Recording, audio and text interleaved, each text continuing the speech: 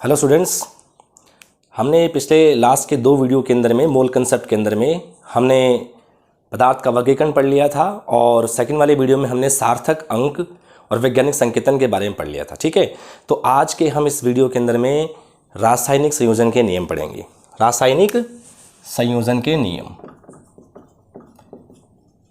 रासायनिक संयोजन के नियम। ठीक है, इस रासायनिक संयोजन के नियम में कितने नियम आते हैं? टोटल 6 नियम हैं।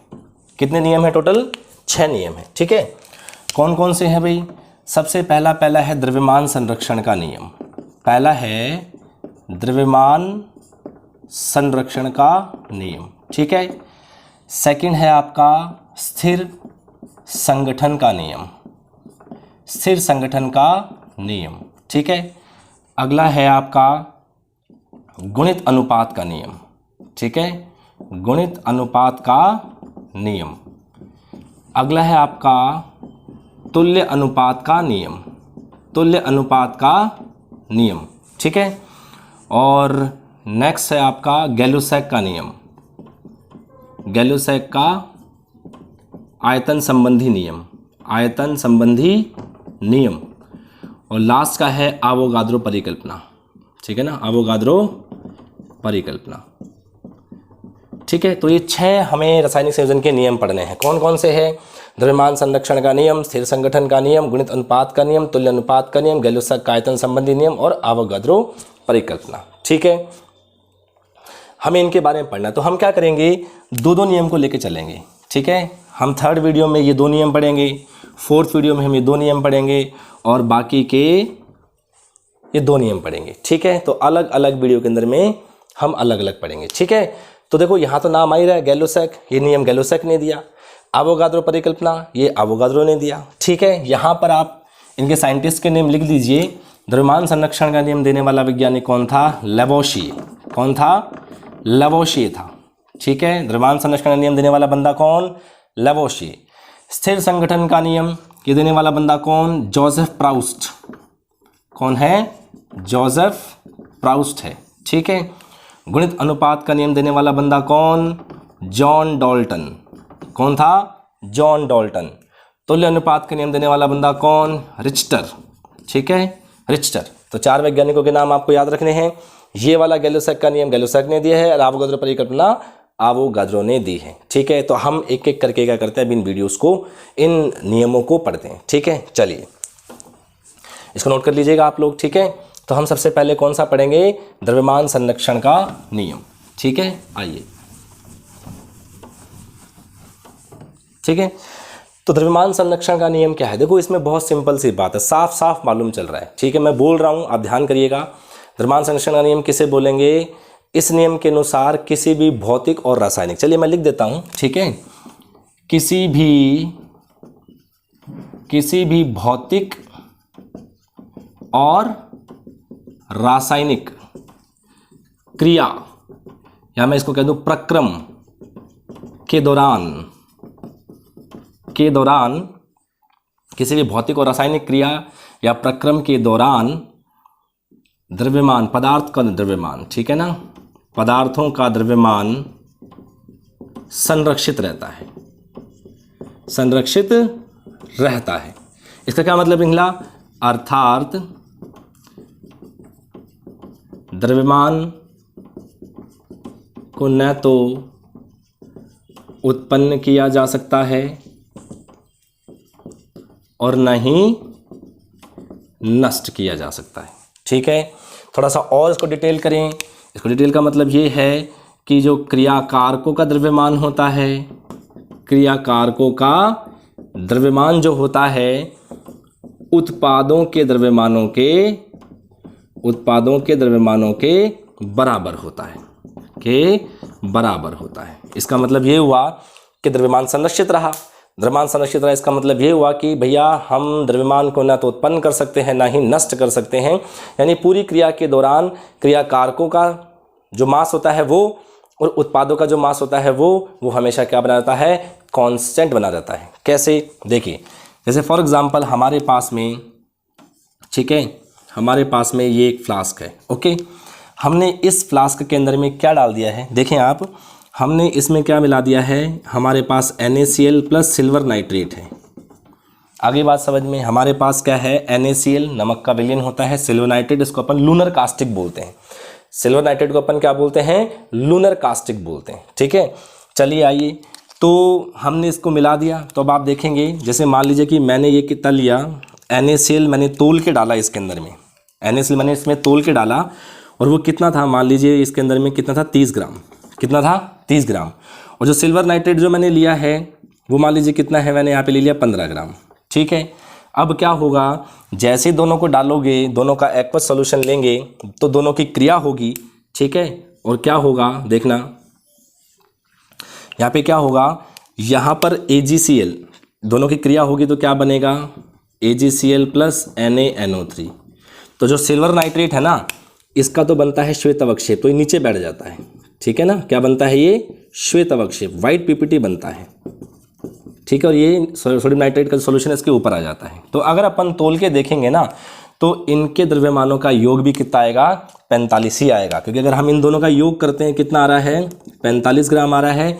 तो अगर हम इन दोनों का योग करके देखेंगे तो वो भी कितना आएगा, 45 ग्राम ही आएगा। ठीक है, यानी कहने का मतलब है NaCl प्लस सिल्वर नाइट्रेट है, क्रिया करेंगे तो क्या बनेगा, AgCl प्लस NaNO3। ठीक है, अगर आपको क्वेश्चन के अंदर में क्या रखा है कि NaCl आपके पास कितना है, ये 30 ग्राम है, ये 15 ग्राम है, और आपको कहा जाता है कि भाई जो सोडियम नाइट्रेट है ये आपका 20 ग्राम बनता है, तो AgCl का वाइट PPT कितने ग्राम बनेगा। तो बहुत सिंपल सी बात है, कितना बनेगा, ये दोनों 45 हैं, ये 20 है, तो 45 में से अगर 20 को घटा दोगे तो कितना आएगा, 25, यानी कि ये कितना आ जाएगा आपका, 25 ग्राम आ जाएगा। ठीक है, तो इसे अपन बोलते हैं द्रव्यमान संरक्षण का नियम।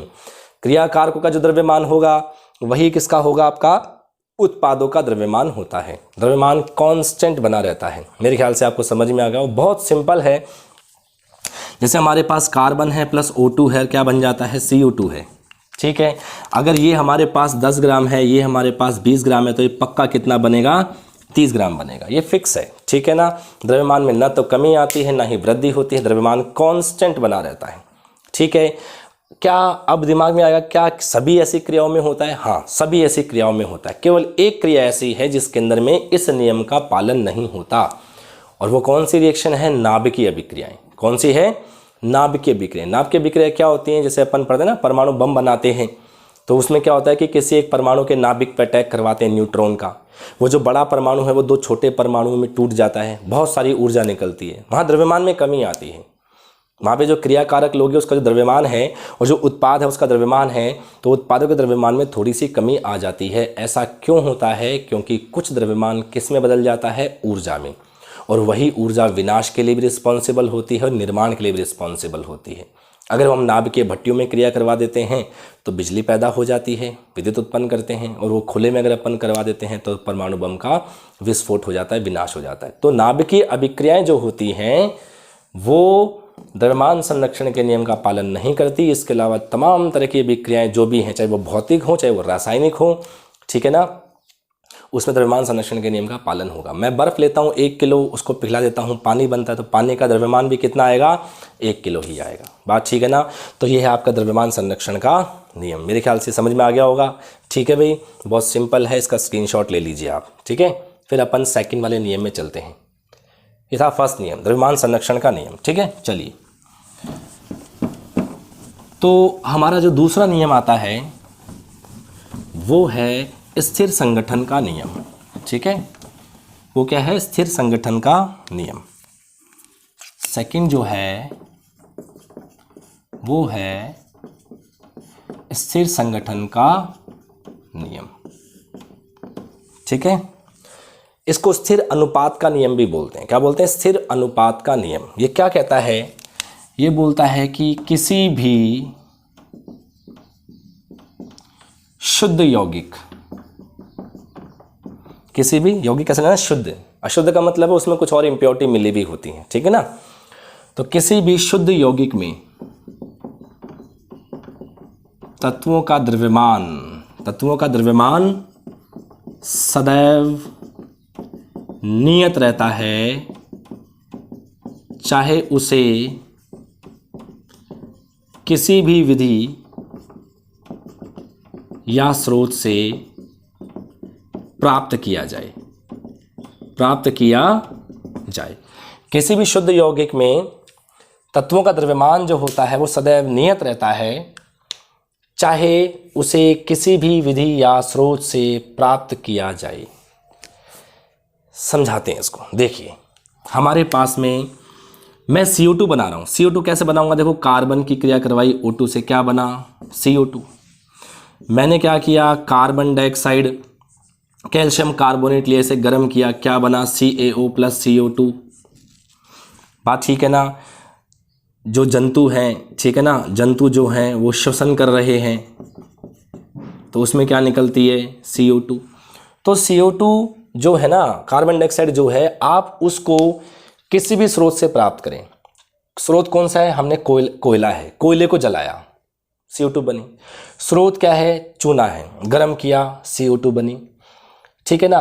आपका जो जंतु है, ठीक है ना, वो श्वसन करेंगे, हम जितने भी प्राणी हैं ऑक्सीजन लेते हैं, बदले में CO2 देते हैं, तो इससे CO2 बना। यानी हम CO2 को किसी भी स्रोत से और किसी भी तरीके से प्राप्त करें, कोई भी मेथड हो, ठीक है ना।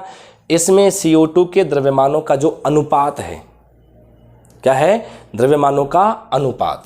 यानी हमारे पास जो एक कार्बन है और ये जो ऑक्सीजन है, इसका 12 ग्राम और इसका कितना?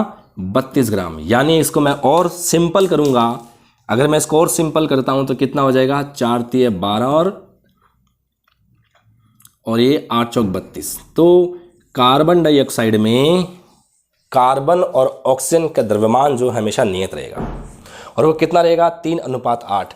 वो चाहे आप इस CO2 में निकालो, वो चाहे आप इस CO2 में निकालो, वो चाहे आप इस CO2 में निकालो, उनके द्रव्यमानों का जो अनुपात है वो हमेशा क्या रहेगा? नियत बना रहेगा। बात ठीक है। दूसरा देखो, अगर मान लीजिए कि हमारे पास बर्फ़ है, उसको पिघलाया, क्या बना? H2। मैं हाइड्रोजन प्लस ऑक्सीजन की क्रिया करवा रहा हूँ, क्या बना? H2। क्या बना? H2। ठीक है, ठीक है। हमारे पास में क्या है? इथाइल अल्कोहल है, ठीक है। इसको मैं कंसनट्रेट H2SO4 की उपस्थिति में गर्म कर रहा हूँ, तो क्या बनेगा आपका? CH2 double bond CH2 plus पानी। कहने का मतलब रिएक्शन बहुत सारी हैं। अब चाहे ये वाला पानी लो, चाहे ये वाला पानी लो, चाहे ये वाला पानी लो, पानी कैसा भी लो, इसमें हाइड्रोजन और जो ऑक्सीजन है, हाइड्रोजन और जो ऑक्सीजन है, हाइड्रोजन का भार कितना है? 2, ऑक्सीजन कितना होता है? 16। यानी निकालोगे तो 1:8। यानी पानी के जो अणु है, पानी जो यौगिक है, उसमें हाइड्रोजन और ऑक्सीजन के द्रव्यमानों का अनुपात हमेशा कितना रहेगा? 1:8। ये कभी चेंज नहीं होगा।